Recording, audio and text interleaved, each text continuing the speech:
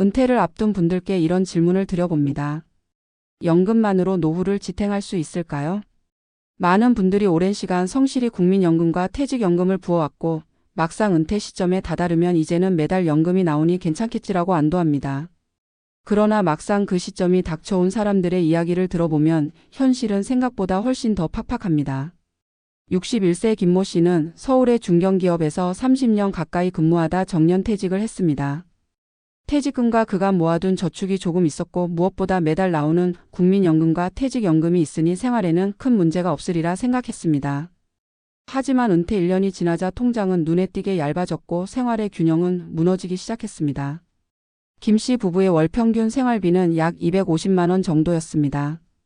국민연금과 퇴직연금에서 합쳐서 나오는 금액은 140만 원 남짓, 나머지는 퇴직금에서 조금씩 꺼내 쓰며 충당했습니다. 처음에는 별 문제가 없어 보였지만 의료비와 자녀 지원, 각종 경조사비가 예상보다 훨씬 크게 다가왔습니다. 특히 아내의 지병으로 병원 진료와 약값이 꾸준히 들어가면서 연금만으로는 턱없이 부족하다는 현실을 절감하게 되었습니다. 김 씨의 사례는 결코 특수한 이야기가 아닙니다. 실제 은퇴자들의 가계부를 들여다보면 연금만으로 기본 생활을 유지하기에는 모자라는 경우가 많습니다. 연금은 분명 노후 생활의 기초가 되어주지만 그 위에 쌓아 올려야 할 것은 여전히 개인의 몫으로 남습니다. 재정적인 부분뿐만 아니라 심리적인 부담도 무겁습니다. 김 씨는 직장에서 은퇴하자마자 하루의 구조가 무너졌습니다. 아침에 일어날 이유가 희미해지고 점심 무렵이면 괜스레 허전한 마음에 동네를 배회하다가 카페에 들르는 일이 잦아졌습니다. 소소한 지출이 쌓여 생활비는 더 빠듯해졌습니다. 무엇보다 나는 더 이상 쓸모가 없다는 생각이 자꾸 고개를 들며 자존감을 흔들었습니다. 사회적 관계의 단절 역시 은퇴 이후 흔히 겪는 어려움입니다. 함께 웃고 떠들던 동료들과의 거리는 멀어지고 집에 머무르는 시간이 늘어나면서 부부 사이에도 긴장감이 커졌습니다. 아내는 괜히 잔소리만 늘었다고 토로했고 김 씨 본인도 집에서 눈치만 보게 된다고 말했습니다. 이렇게 경제적 압박과 심리적 불안, 관계의 위기가 겹쳐지면 은퇴 후의 삶은 쉽게 균형을 잃습니다. 이런 상황에서 필요한 것은 단순히 돈을 더 마련해야 한다는 결론이 아닙니다. 은퇴 이후의 삶을 지탱하는 데에는 세 가지 기둥이 필요합니다. 첫째는 현실적인 재정 점검입니다. 연금이 얼마 들어오는지, 생활비는 실제로 얼마나 나가는지 꼼꼼히 계산해야 합니다. 특히 의료비와 경조사비처럼 생각보다 크게 다가오는 지출을 반드시 따로 항목화해 대비할 필요가 있습니다. 둘째는 삶의 구조를 재설계하는 일입니다. 직장이라는 큰 틀을 벗어난 후에도 자신만의 루틴과 역할을 찾아야 합니다. 김 씨는 은퇴 2년 차에 들어서야 지역 평생교육원에서 강좌를 듣기 시작했고 동네 작은 도서관에서 자원봉사를 하며 일상의 리듬을 되찾았습니다. 이런 활동은 지출을 늘리지 않으면서도 사회적 관계를 회복하게 해주고 심리적 안정에도 큰 도움이 됩니다. 셋째는 배우자와의 협력입니다. 은퇴 후 갈등의 상당 부분은 생활 방식의 불일치에서 비롯됩니다. 돈을 어떻게 쓸지, 하루를 어떻게 보낼지 함께 대화를 나누고 합의점을 찾는 것이 중요합니다. 각자 시간을 존중하면서도 함께 할 수 있는 부분을 조율해야 은퇴 후에도 관계가 건강하게 유지됩니다. 결국 은퇴 후의 삶은 연금만으로는 지탱되지 않습니다. 연금은 기본이지만 그 위에 쌓아 올리는 것은 우리의 준비와 선택입니다. 재정을 점검하고 삶의 구조를 새롭게 세우며 관계를 다져가는 과정이 필요합니다. 은퇴는 끝이 아니라 새로운 시작입니다. 다만 그 시작이 견고하려면 현실을 직시하고 구체적으로 대비해야 합니다. 오늘 이야기를 정리하자면 연금이 있다고 안심하는 순간이 가장 위험할 수 있습니다. 은퇴 후의 삶은 예상치 못한 지출과 변화로 가득합니다. 하지만 재정을 투명하게 들여다보고 의미 있는 활동으로 일상의 균형을 맞추며 가족과 함께 협력한다면 그 어려움을 버틸 힘을 갖출 수 있습니다. 그리고 그 과정 속에서 연금으로는 못 버틴다는 고백이 연금이 있기에 버틸 수 있었다는 감사로 바뀔 수 있습니다. 저는 올해 61, 평생 직장에서만 살다가 은퇴한 지 벌써 2년이 됐습니다. 은퇴하기 전에는 막연하게 기대가 있었습니다. 이제는 매일 아침 눈치 보지 않고 늦잠도 자고 좋아하는 책도 마음껏 읽고 아내랑 여행도 다니면서 여유를 즐길 줄 알았죠. 그런데 막상 회사를 나오고 나니 제가 생각했던 노후의 모습은 현실과 너무 달랐습니다. 제일 먼저 느낀 건 외로움이었습니다. 30년 넘게 아침마다 출근하고 동료들과 같이 밥 먹고 회의하고 웃고 떠드는 게 제 삶의 리듬이었는데 그게 한순간에 다 사라지더군요. 아침에 일어나도 어디 갈 데가 없으니 괜히 허공만 보게 되고 혼자 있는 시간이 길어지니까 머릿속이 자꾸 복잡해지고 내가 이제 어디에도 필요 없는 사람이 된 건 아닐까 하는 생각이 자꾸 들었습니다. 전화기 벨소리라도 울리면 괜히 반갑고 카톡 알림이라도 오면 누군가 나를 찾는 것 같아 기분이 좋아졌다가 금세 허무해지곤 했습니다.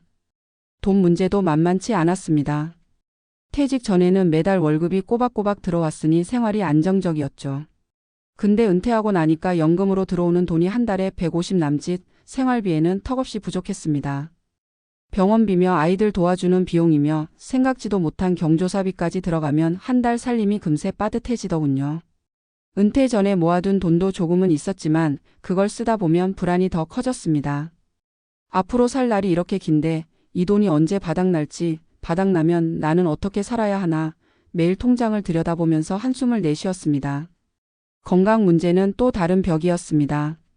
젊을 때는 아픈 줄 모르고 살았는데 은퇴하고 나니 여기저기서 신호가 옵니다. 무릎은 계단만 오르내려도 시큰거리고 혈압 때문에 약을 먹기 시작했고 정기검진 때마다 하나씩 새로운 병명이 붙는 것 같았습니다. 직장에 다닐 땐 병가도 있고 단체보험도 있어서 큰 걱정이 없었는데 이제는 병원비가 곧 제 몫입니다. 이러다 큰 병이라도 걸리면 어쩌지라는 불안이 늘 머릿속에 있죠. 가족과의 관계도 은퇴 후 달라졌습니다. 예전에는 하루 대부분을 회사에서 보내고 집에서는 피곤한 몸으로 쉬기만 했으니 가족에게 큰 부담을 주지 않았을 겁니다. 그런데 집에 머무는 시간이 길어지면서 사소한 일로 부딪히게 되더군요. 아내는 당신 은퇴하고 나서 집안 공기가 달라졌다고 했습니다. 괜히 아침에 밥상 차리는 방식 가지고 한마디 했다가 분위기가 싸해지고 아이들도 제가 집에 있으니 눈치를 보는 것 같았습니다. 가족을 더 가까이 느낄 줄 알았는데 오히려 거리가 멀어지는 기분이 들 때가 많았습니다. 사실 이런 이야기를 꺼내는 게 쉽진 않았습니다. 은퇴했다고 해서 다들 행복하게 지내는 건 아니라는 걸 저는 제 몸으로 뼈저리게 느꼈습니다. 회사 다닐 땐 늘 바쁘게 살아서 몰랐던 걸 은퇴하고 나서야 깨달았습니다. 사람은 누구나 자기 자리가 필요하다는 것, 돈은 생각보다 빨리 줄어든다는 것, 건강은 어느 날 갑자기 무너질 수 있다는 것, 그리고 가족도 저절로 내 곁에 있어주지 않는다는 것 말입니다. 그래도 이렇게 살다 보니 조금씩 방법을 찾게 되더군요.